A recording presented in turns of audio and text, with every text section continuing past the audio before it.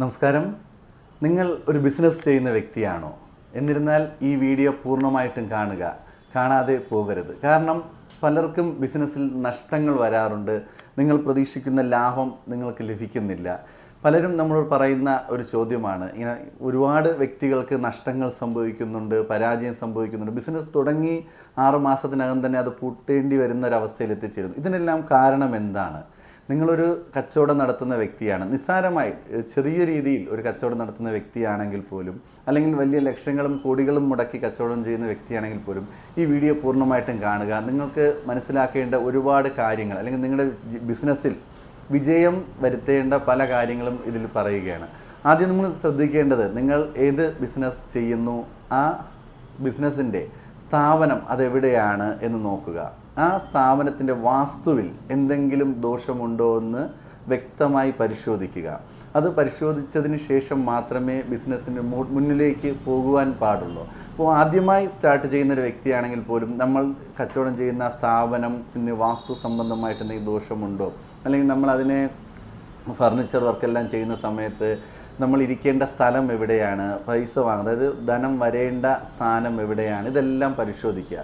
കിഴക്ക് ഭാഗമോ അല്ലെങ്കിൽ വടക്ക് ഭാഗത്തൊക്കെ വയ്ക്കുന്നത് വളരെ നല്ലത്. കാരണം നമ്മൾ ആ മേശ തുറക്കുന്ന ആ സ്ഥലം ഇതെല്ലാം കൃത്യമായി മനസ്സിലാക്കുക, അല്ലെങ്കിൽ അത് വ്യക്തമായി നോക്കുക. ഓരോ കടയ്ക്കും അല്ലെങ്കിൽ ഓരോ സ്ഥാപനങ്ങൾക്കും പല പല രീതിയിലാണ് വരുന്നത്. അപ്പോൾ അത് കിഴക്കോട്ടൊക്കെയാണ് നമ്മൾ മേശ തുറക്കുന്നത് എന്നുണ്ടെങ്കിൽ വളരെ നല്ലതായിരിക്കും. അപ്പോൾ വാസ്തു സംബന്ധമായിട്ട് ദോഷങ്ങളൊന്നും ഇല്ലാത്ത ഒരു കട തിരഞ്ഞെടുക്കുക. അവിടെ ഫർണിച്ചർ വർക്ക് ചെയ്യുമ്പോൾ അങ്ങനെ വാസ്തു സംബന്ധമായിട്ട് എന്തെങ്കിലും ദോഷമുണ്ടെങ്കിൽ അത് അവിടെ നിന്ന് മാറ്റുകയും അതിൻ്റെ രീതിയിൽ വയ്ക്കുകയും ചെയ്യുക. അപ്പോൾ നിങ്ങളുടെ സ്ഥാപനത്തിൽ ഇപ്പോൾ നഷ്ടം സംഭവിച്ചു കൊണ്ടിരിക്കുന്നു, അല്ലെങ്കിൽ ലാഭമൊന്നും വരുന്നില്ല, ബിസിനസ് പരാജയത്തിലാണെന്നുണ്ടെങ്കിൽ വ്യക്തമായി ഒന്ന് നോക്കുക. വാസ്തു സംബന്ധമായിട്ടുള്ള കാര്യങ്ങളൊന്ന് വ്യക്തമായി പരിശോധിക്കുക.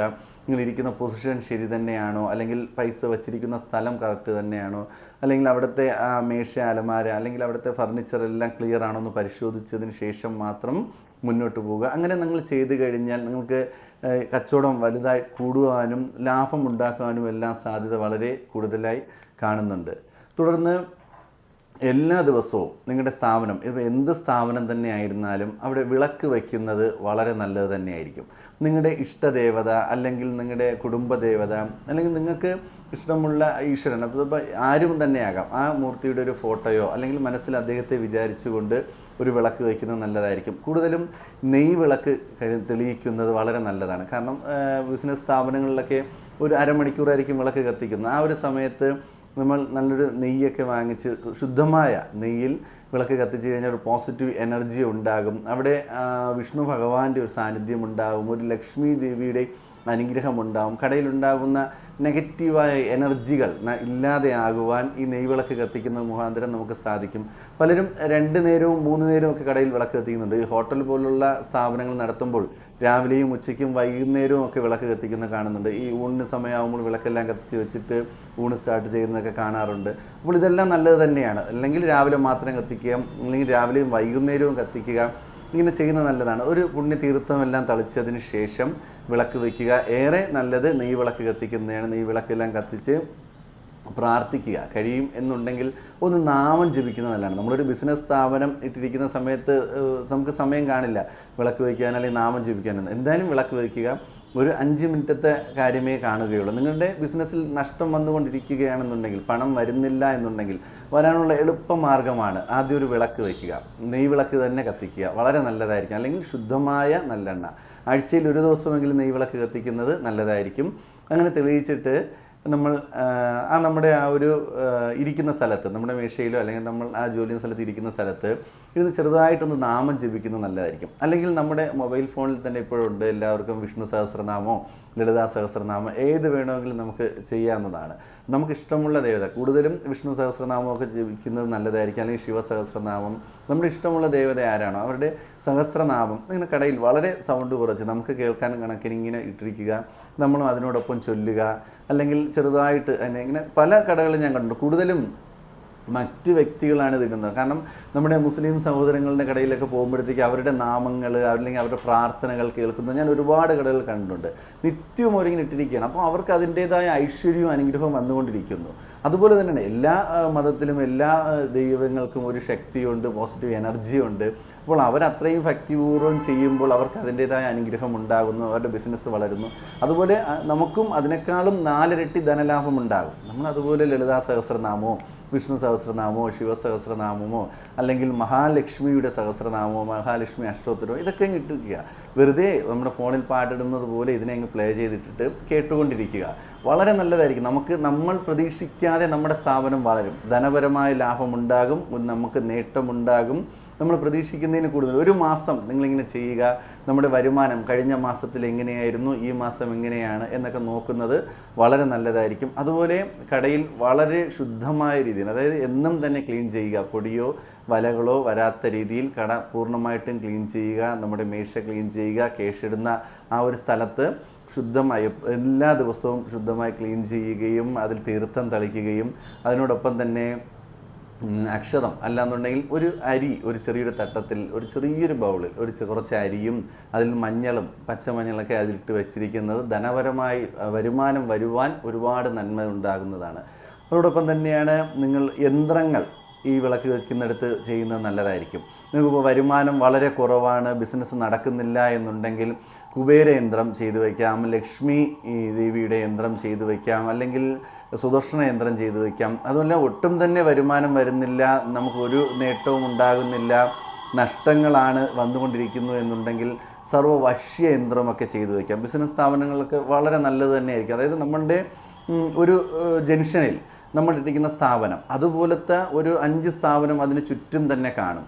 അപ്പോൾ ഒരു കസ്റ്റമർ അവിടെ കൂടെ നടന്നു പോകുമ്പോൾ നമ്മുടെ കടയിലേക്ക് അവർക്ക് ആകർഷണം തോന്നുക, നമ്മൾ ഈ കടയിൽ കയറാം, ഇവിടെ നമ്മൾ ഉദ്ദേശിക്കുന്ന സാധനം കിട്ടും, അല്ലെങ്കിൽ ഇവിടെ നിന്ന് വാങ്ങാം, അതായിരിക്കും കുറച്ചും കൂടി നല്ലതെന്ന് അവരുടെ മനസ്സിൽ തോന്നുവാൻ വേണ്ടി സർവ്വവശ്യ യന്ത്രമൊക്കെ നമ്മുടെ കടയിൽ വയ്ക്കുന്നത് നല്ലതായിരിക്കും. അത് വെച്ച് വിളക്ക് വെച്ച് നമ്മൾ പ്രാർത്ഥിക്കുകയും നാമമൊക്കെ ഇങ്ങനെ ജപിക്കുകയൊക്കെ ചെയ്യുമ്പോഴേക്കും പെട്ടെന്ന് അനുഗ്രഹമുണ്ടാകും, വരുമാനം വർദ്ധിക്കും, നേട്ടങ്ങളുണ്ടാകും. അപ്പോൾ ഇതൊക്കെ ചെയ്യുന്നത് ബിസിനസ് ചെയ്യുന്ന വ്യക്തികൾക്ക് വളരെ നല്ലതായിരിക്കും. നിങ്ങളുടെ ലാഭം ഇപ്പോൾ കിട്ടുന്നതിൽ നിന്നും ഇരട്ടിയായി വർദ്ധിക്കുന്നതിന് ഇത് വളരെ നല്ലതായിരിക്കും. കൂടാതെ കടയിൽ ഈ പൂജകളൊക്കെ ചെയ്യുന്നത്, അതായത് ഒട്ടും തന്നെ വരുമാനം വരുന്നില്ല, നഷ്ടത്തിലോട്ടാണെന്നുണ്ടെങ്കിൽ കടയിൽ പൂജകൾ ചെയ്യുന്നത് നല്ലതായിരിക്കും. കൃത്യമായി പറയുകയാണെങ്കിൽ നിങ്ങൾ വർഷത്തിൽ ഒരു ദിവസമെങ്കിലും കടകൾ പൂജ ചെയ്യുക. നമ്മുടെ ഈ കേരളത്തിലൊക്കെയാണ് വളരെ കുറച്ചിന് കാണുന്നത്. നമുക്ക് തമിഴ്നാട്, ആന്ധ്ര, കർണാടക അങ്ങോട്ടൊക്കെ പോയി കഴിഞ്ഞാൽ മാസത്തിലും വർഷത്തിലും എല്ലാം വലിയ വലിയ കടകളിലും ഫാക്ടറികളിലും എല്ലാം പൂജകൾ നടത്താറുണ്ട്. അപ്പോൾ ഓരോ സ്ഥലത്തും ഓരോ രീതിയിലാണ്. ചെറിയ കടകളാണെന്നുണ്ടെങ്കിൽ അവിടെ ഹോമമൊന്നും നടത്താൻ സാധിക്കില്ല. അപ്പോൾ അവിടെ ലക്ഷ്മി പൂജ നടത്തുകയും ദേവി പൂജ നടത്തുകയും അല്ലെങ്കിൽ വിഷ്ണു പൂജ നടത്തുകയൊക്കെ ചെയ്യുന്നത് വളരെ നല്ലതായിരിക്കും. ഈ ശത്രുദോഷം വിളിദോഷമൊക്കെ ഉണ്ടെന്നുണ്ടെങ്കിൽ അതൊക്കെ മാറിക്കിട്ടും. നമുക്ക് പോസിറ്റീവായിട്ടൊരു എനർജി കടയ്ക്കകത്തുണ്ടാകും. കാരണം പലരും വന്നു പോകുന്ന സ്ഥാപനമായിരിക്കും. അപ്പോൾ അവിടെ ഒരു ബിസിനസ് വർദ്ധിക്കുവാൻ വേണ്ടി വർഷത്തിലൊരു ദിവസം കടയിൽ ഒരു വാർഷികമൊക്കെ വരുന്ന ഒരു സമയമാകുമ്പോൾ നമ്മൾ അവിടെ ഒരു ലക്ഷ്മി പൂജ നടത്തുക, അല്ലെങ്കിൽ വിഷ്ണു പൂജ നടത്തുക, അല്ലെങ്കിൽ അത് നടത്താൻ സൗകര്യം ഇപ്പോൾ വലിയൊരു ഹോട്ടൽ പോലുള്ള ഒരു സ്ഥാപനമോ അല്ലെങ്കിൽ വലിയൊരു ഫാക്ടറിയോ അല്ലെങ്കിൽ വലിയൊരു ഓഫീസോ ഒക്കെ ആണെന്നുണ്ടെങ്കിൽ നമുക്ക് ഗണപതി ഹോമമോ അല്ലെങ്കിൽ സുദർശന ഹോമമോ ഒക്കെ നടത്താം. അപ്പോൾ ഇങ്ങനെ നടത്തുന്നത് കൊണ്ട് ശത്രുദോഷം മാറുന്നു, വിളിദോഷം മാറുന്നു, കമ്പേർ ദോഷം മാറുന്നു, പ്രാക്കദോഷം മാറുന്നു, ദൃഷ്ടിദോഷം മാറുന്നു. ഇനി ആരെങ്കിലും ആഭിചാരപരമായി നമ്മുടെ ബിസിനസ് നശിക്കുവാൻ വേണ്ടി, നമ്മൾ നഷ്ടത്തിലാകാൻ വേണ്ടി എന്തെങ്കിലും ചെയ്തിട്ടുണ്ടെങ്കിൽ അതെല്ലാം മാറുകയും ഒരു ഈശ്വര അനുഗ്രഹം അവിടെ ഉണ്ടാകുകയും ചെയ്യും. അങ്ങനെ ചെയ്തതിന് ശേഷം നമ്മൾ ഈ പറഞ്ഞതുപോലെ യന്ത്രം വെച്ച് വിളക്കൊക്കെ വെച്ച് നാമമൊക്കെ ജപിച്ച് കട എന്നും ശുദ്ധമാക്കി നല്ല രീതിയിൽ വാസ്തു സംബന്ധമായ കാര്യങ്ങളെല്ലാം നോക്കി മുന്നോട്ട് പോവുകയാണെങ്കിൽ അതിൻ്റേതായ ലാഭമുണ്ടാകും, നേട്ടമുണ്ടാകും. നിങ്ങൾക്ക് നല്ല രീതിയിൽ ബിസിനസ് പുരോഗതിയിലേക്ക് കൊണ്ടുവരികയും നേട്ടങ്ങളുണ്ടാകുകയും ചെയ്യും.